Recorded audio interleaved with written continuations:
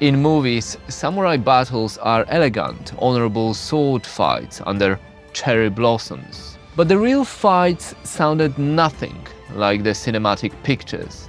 Reality was brutal, messy, and much louder. Through sound, we will hear the myths.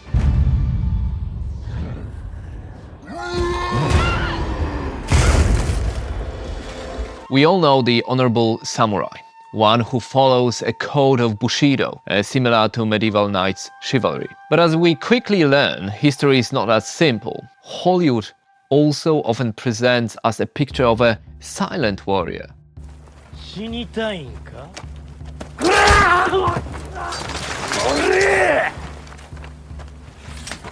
But you know, samurai armor, be it lamela or tosei gusoku, was heavy and emitted a lot of clanking noise. You also had restricted breathing. Plus, where is the sound of gravel and footwork?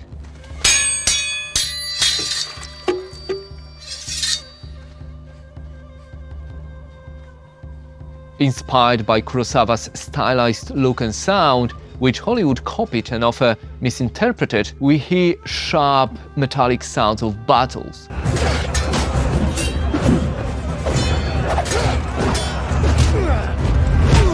But in reality, it's all added later to our screens as Foley.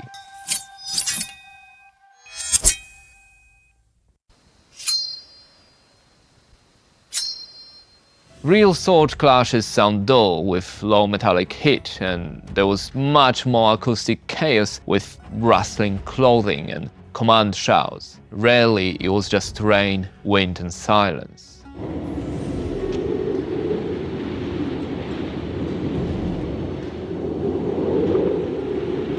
Samurai were people, and many forgot the self-discipline and loyalty for ambition and survival. Like during the Battle of Sekigahara, where some factions changed their allies. And all the while, Hideaki remained rooted on top of his hill. And it gets darker. After the siege of Osaka, an 8-year-old was publicly beheaded to end the clan's rule. So not that chivalrous. Two hands.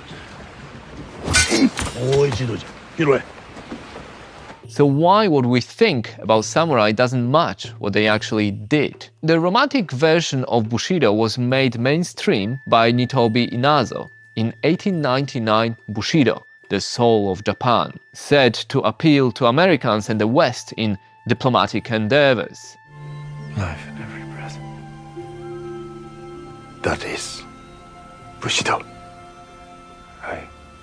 He laid out the way of the samurai warrior, with its virtues, with critics saying that Inazo made it more in line with Western knight values. But you and your men followed the old ways of Bushido. To honor your lord and to avenge treachery.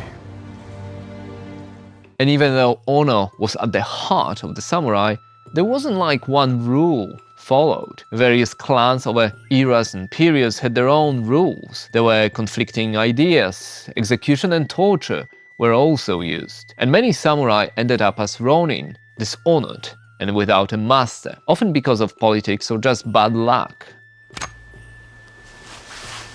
お出迎えいたしますぞ。 One samurai who became a legend was Miyamoto Musashi, born in the 16th century, who had an undefeated record in 62 duels. Miyamoto Musashi!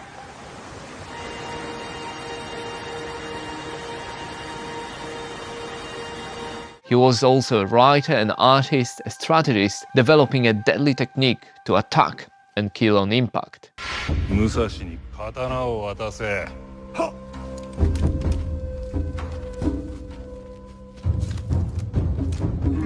From reading his famous The Book of Five Rings, I remember his advice about fast-paced attack, as well as using terrain to your advantage. Never give your opponent any space.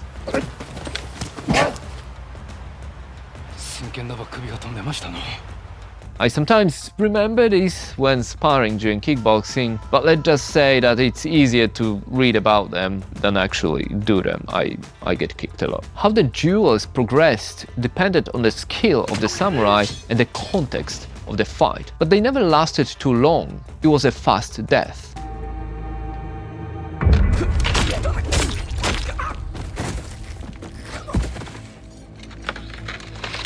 None of the clanking and quick whooshes. Instead, we got a quiet draw and then mostly footwork, breathing and the falling of the body. But how do we know that? Well, there is a supposed witness account of a samurai sword fight by Sakujiro Yokoyama, in which he says that after exchanging the names, a Ronin faced 3 samurai. He cut the first one down on the right, and then the one on the left with a single stroke. The one in the middle surrendered. Quote, all this took almost less time than it takes to tell. In the legend, Miyamoto Musashi cut another swordsman, Akiyama, so fast that he didn't even turn his head. Shogun and Seven Samurai portray the duels quite accurately.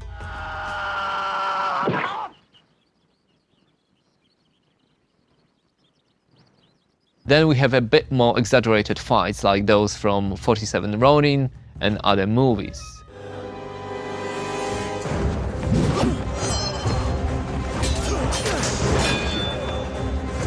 But this video of a real fight shows that it could be over in seconds.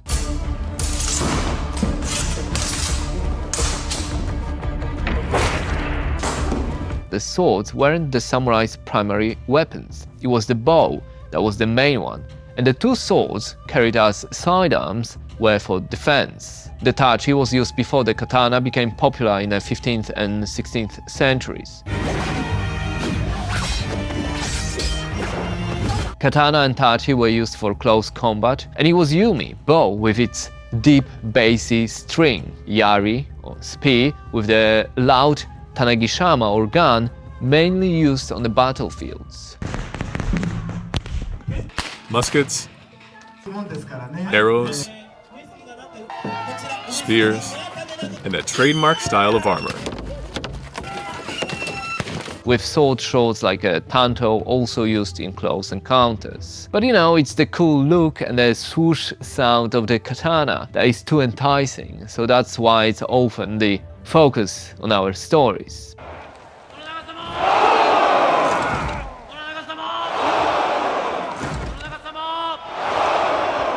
But what was the battlefield actually like? History Extra points out that up to the late 15th century, horseback fighting dominated warfare, so hoofs and armor sounds would be overwhelming if you were in the middle of it.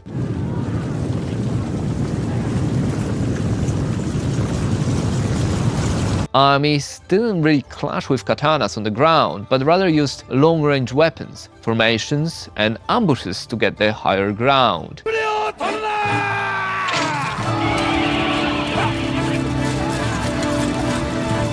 With the sound of the arrows raining down on the enemy.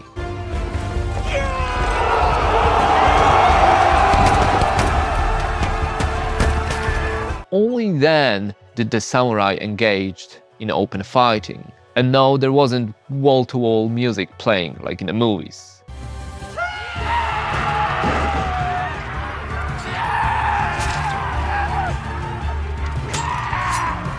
They calmed the men, diminishing the wave of fear. And to the sounds of battle drums and flapping flags, archers and foot soldiers marched on, with the samurai just behind them.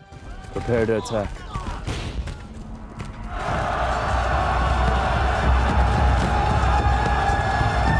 As soldiers protected the archers, 3-person kill squads targeted individual enemies. And the Ono went to the first spear, so the first one to enter direct combat.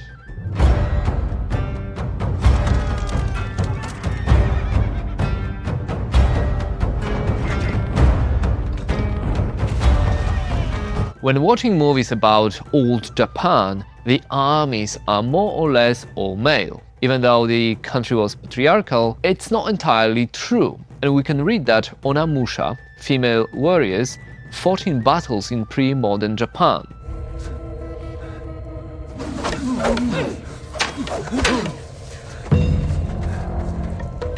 They trained to defend their honor and their families during war.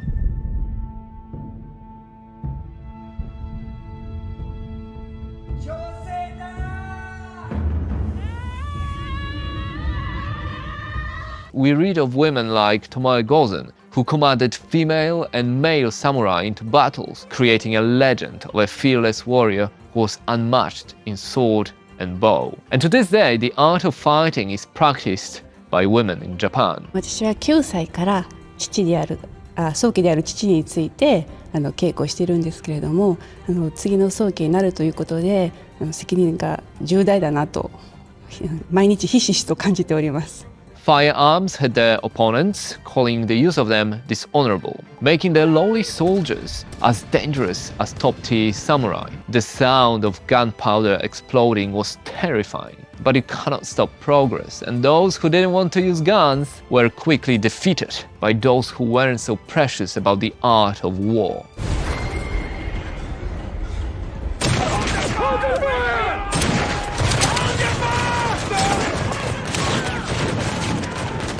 And soon enough, Japan was making better firearms than anywhere else. It changed the nature and the sound of battles.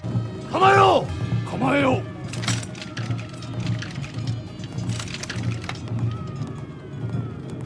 And even though Japan may be quite far from Europe, some military techniques were adopted in modern armies. A Polish way of using lance fighting was particularly popular.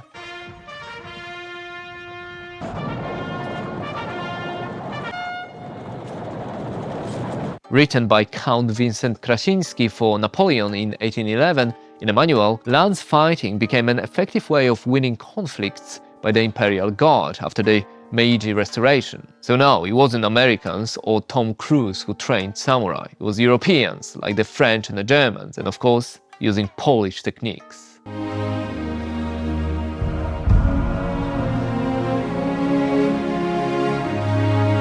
Movies are to entertain, not to teach, but it's easy to forget that when they're done well. The lies are often the loudest, as it's the sound that masks the truth of samurai life. Next time when you put on a samurai film, listen to it, because what you are hearing is our modern interpretation of history. As a young teen, I was of course interested in everything Japan. Anime, movies, and learning the language. I even had a couple of bokens to fight with my brothers. And no, it didn't make me popular with the ladies back then, as I had wished. But working on this video, I realized how many misconceptions and false assumptions I had, relying on movies and TV for historical portrayals. We should never do that. Thanks for watching. Domo arigato. What does katana mean? It means Japanese sword.